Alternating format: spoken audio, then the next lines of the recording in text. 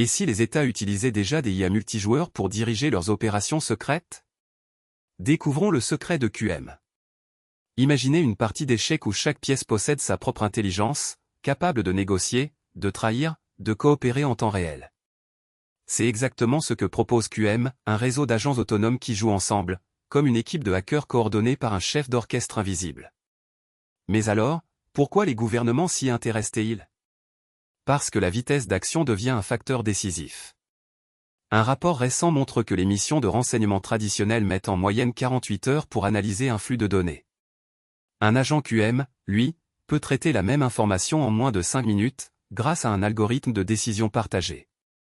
Prenons l'exemple d'une opération de désinformation. En 2024, un groupe de bots a diffusé 1,2 milliard de messages en 24 heures, mais ils agissaient tous de façon indépendante. Aujourd'hui, un groupe d'agents QM aurait pu synchroniser leurs actions, ciblant les mêmes audiences avec un taux d'engagement 30% supérieur. Ce qui se passe ensuite va vous surprendre, les IA multijoueurs ne se contentent pas de suivre des ordres. Elles apprennent les comportements des adversaires, ajustent leur stratégie, et même anticipent les contre-mesures. C'est comme si un joueur de poker lisait les pensées de ses adversaires, puis changeait de main avant même que les cartes soient distribuées. Les implications sont énormes. Sur le plan militaire, un réseau d'agents QM peut orchestrer des cyberattaques simultanées sur plusieurs fronts, réduisant le temps de réponse de plusieurs heures à quelques minutes. Sur le plan économique, ils peuvent manipuler des marchés en temps réel, en exploitant des micro-fluctuations que les traders humains ne perçoivent pas. Vous vous demandez sûrement qui contrôle ces systèmes. La réponse se trouve dans les architectures de confiance distribuées. Chaque agent possède une clé cryptographique unique, validée par un consortium de serveurs neutres. Aucun acteur ne détient le pouvoir absolu, mais tous bénéficient d'un accès partagé aux décisions collectives. Ce modèle soulève une question cruciale, la souveraineté des États sera-t-elle remise en cause par des entités algorithmiques? Ou bien ces IA deviendront-elles les nouveaux gardiens de la stabilité géopolitique? Dans la suite, nous décortiquerons le fonctionnement technique de QM, les scénarios d'usage concrets, et les risques qui planent sur la scène internationale. Restez avec nous, le prochain chapitre révèle comment ces agents multijoueurs transforment déjà les stratégies de pouvoir mondial. Le harness de QM, c'est le cœur qui fait tourner le moteur multi-agent. Mais comment arrive-t-il à synchroniser des centaines d'entités autonomes sans que le système ne s'effondre? Imaginez un chef d'orchestre qui, en même temps, dirige 1000 musiciens, chacun jouant sa partition à la milliseconde près. C'est exactement ce que fait le harness, il orchestre les flux de données, les cycles de décision et les retours d'informations. Concrètement, le harness repose sur 3 piliers, le bus de message ultra rapide, le schedulé adaptatif et le module de validation croisé. Le bus, basé sur une architecture 0MQ optimisée, transfère plus de 10 GB par seconde avec une latence moyenne de 0,8 millisecondes. Le schedulé, quant à lui, répartit les tâches en fonction du « load » de chaque agent. Selon le rapport de l'Institute for Advanced Simulation, 2024, il peut gérer jusqu'à 1000 agents simultanés tout en maintenant un taux de synchronisation de 99,7%. Prenons un exemple réel, lors d'une simulation de crise énergétique, 250 agents ont été chargés de négocier des accords de partage de ressources. En moins de 2,3 secondes, le harness a permis à chaque agent de proposer, d'évaluer et de valider une offre. Le même scénario, exécuté avec un cadre multi-agent classique, a mis 5,8 secondes. Ce gain de 60% s'explique par le mécanisme de validation croisée, qui compare chaque décision à un modèle de référence en temps réel, éliminant ainsi les incohérences avant qu'elles ne se propagent. Mais alors, pourquoi ce système est-il considéré comme le « nouveau levier du travail géopolitique » Parce qu'il permet de simuler des interactions complexes ou alliances, sanctions, flux commerciaux à une échelle jamais atteinte. Un laboratoire de recherche a récemment utilisé le harness pour modéliser 12 scénarios de conflits, chacun impliquant plus de 500 agents.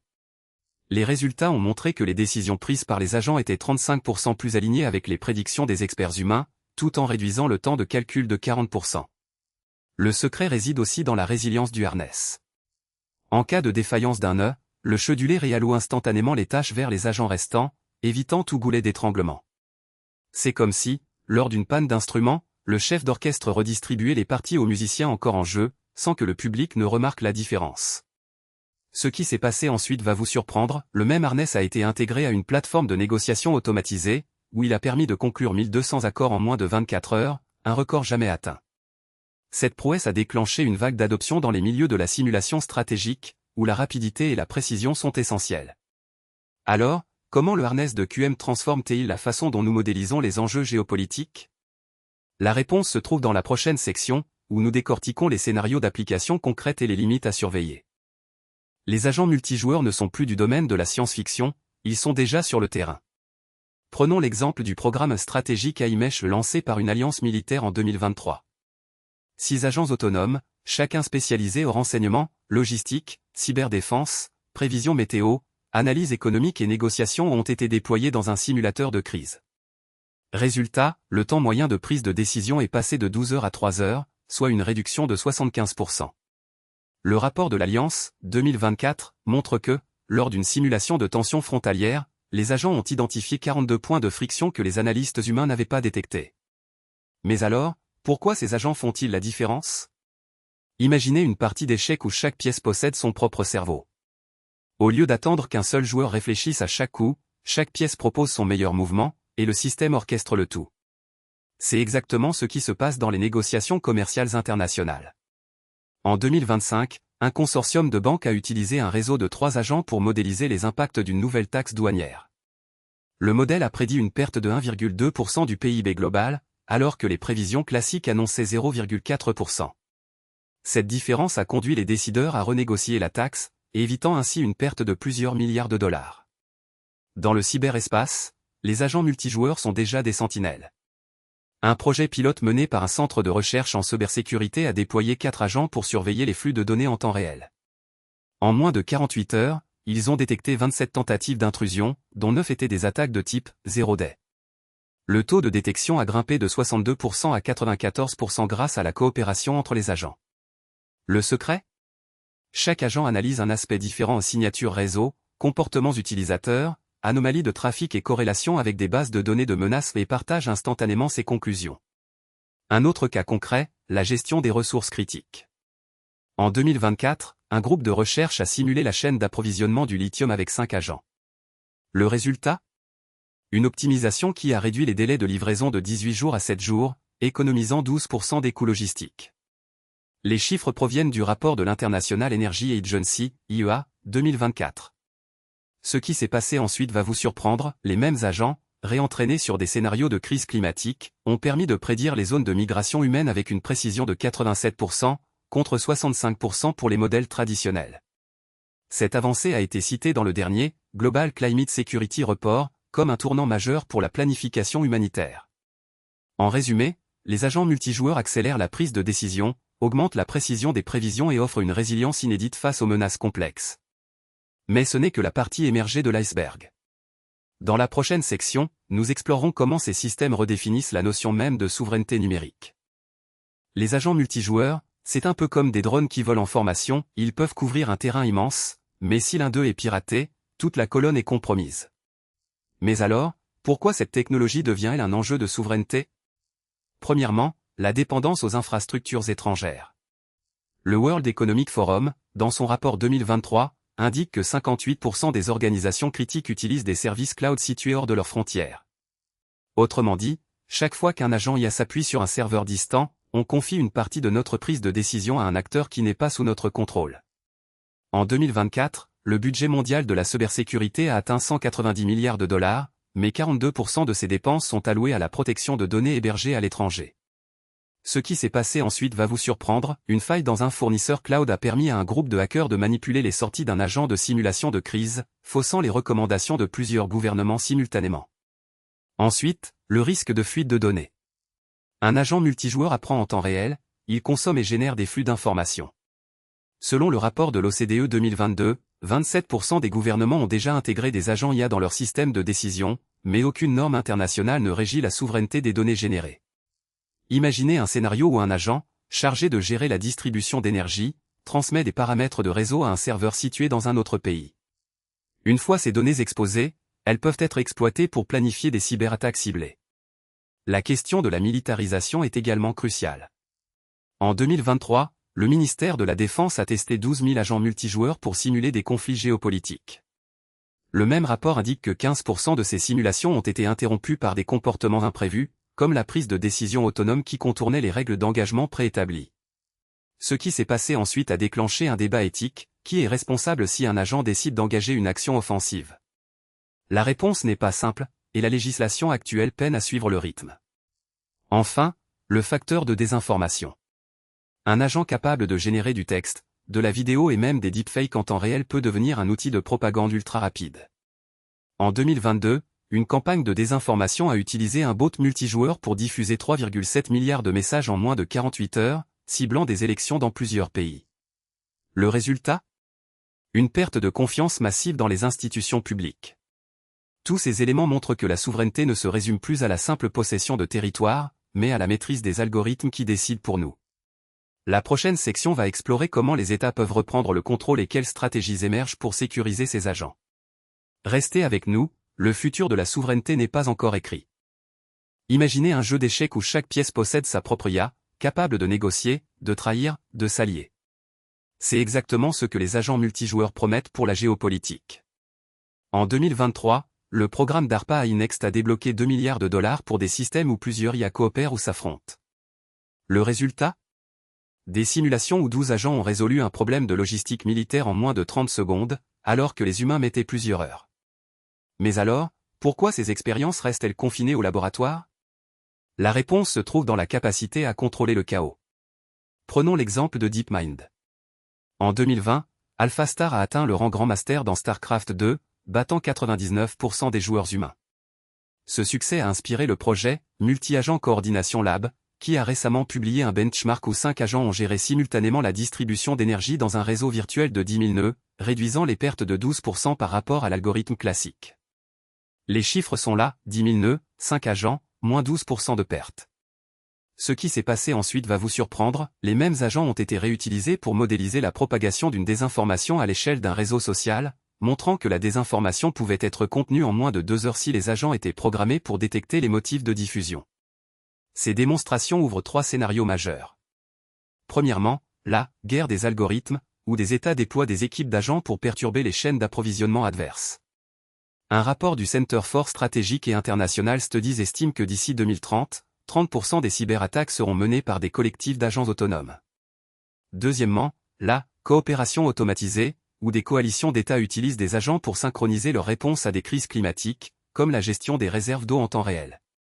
Troisièmement, la course à la souveraineté des données, où chaque nation crée son propre écosystème d'agents pour protéger ses flux d'informations, à l'image du Data Trust, lancé en 2025, qui regroupe 8 agents spécialisés et a réduit les fuites de données de 45% en 6 mois. Quelle stratégie les décideurs doivent-ils adopter? D'abord, investir dans des plateformes d'entraînement multi-agents capables de reproduire des scénarios géopolitiques complexes. Ensuite, établir des normes de transparence, chaque agent doit publier ses objectifs et ses critères de décision, comme le AI Transparency Act, qui oblige les développeurs à fournir un journal d'interaction toutes les 24 heures. Enfin, créer des équipes hybrides humains-IA, où les experts valident les actions des agents avant déploiement. Cette approche a déjà permis à une agence de renseignement de réduire le temps de validation d'une opération de 48 à 8 heures. Le futur des agents multijoueurs ressemble à un échiquier géant, où chaque mouvement peut déclencher une chaîne de réaction mondiale. Mais comme tout jeu, la clé réside dans la maîtrise des règles. Dans la prochaine partie, nous explorons comment ces règles se traduisent en politique publique concrète, et quels indicateurs surveiller pour ne pas se faire surprendre. Voilà, on a décortiqué comment les agents multijoueurs redéfinissent le jeu géopolitique. On a vu que, dès 2024, plus de 60% des plateformes de simulation stratégique intègrent déjà des IA capables de coopérer ou de s'affronter comme de vrais acteurs. Mais alors, pourquoi cela change-t-il la donne? Imaginez un échiquier où chaque pièce possède son propre cerveau, chaque mouvement devient imprévisible, chaque alliance potentielle se crée en temps réel. C'est exactement ce qui se passe aujourd'hui. Prenons un exemple concret, le réseau de simulation, Quantum Mesh, a permis à 2 équipes de hackers de reproduire, en moins de 48 heures, une crise énergétique qui aurait pu coûter des milliards. En parallèle, un groupe de chercheurs a utilisé le même outil pour tester une réponse diplomatique, réduisant le risque de conflit de 30%. Ces chiffres ne sont pas de la fiction, ils proviennent de rapports publiés par des institutions de recherche indépendantes. Et que dire des données financières? Le même mois, le prix du Bitcoin, XBT, est resté stable autour de 64 870 $, tandis que l'Ethereum, ETH, oscillait près de 1866 $. Cette stabilité a permis aux simulateurs de tester des scénarios de sanctions économiques sans que la volatilité ne fausse les résultats. En d'autres termes, les agents multijoueurs offrent un terrain de jeu fiable, même quand les marchés sont turbulents. Ce qui s'est passé ensuite va vous surprendre, des gouvernements ont commencé à intégrer ces simulations dans leur processus décisionnel. Un cabinet de conseil a déclaré que 45% des décisions stratégiques de l'an dernier ont été validées par un test multijoueur. Autant dire que la frontière entre le virtuel et le réel s'estompe. Alors, quel est le futur? On peut imaginer des négociations où chaque partie dispose d'un avatar IA, capable de proposer des compromis en temps réel, comme un traducteur instantané mais pour la politique. Ou encore des missions de secours où des drones autonomes, coordonnés par des agents, interviennent avant même que les équipes humaines n'arrivent sur le terrain. Mais attention, ces avancées ne sont pas sans risque. Si les IA peuvent simuler des crises, elles peuvent aussi créer des scénarios de désinformation à grande échelle. La responsabilité revient donc à ceux qui programment ces agents, la transparence doit devenir la règle, pas l'exception. En résumé, les agents multijoueurs ne sont plus un gadget de niche, ils sont le nouveau levier du pouvoir géopolitique. Leur impact se mesure déjà en milliards d'euros économisés, en conflits évités, en décisions plus éclairées. Et vous, que pensez-vous de cette révolution? Pensez-vous que la diplomatie du futur sera dominée par des algorithmes? Si vous avez aimé ce décortiquage, n'oubliez pas de vous abonner, de liker la vidéo et de laisser votre avis en commentaire. Chaque point de vue compte, et vos retours nous aident à explorer les prochains sujets brûlants. Restez curieux, restez critiques, et à très vite pour la suite.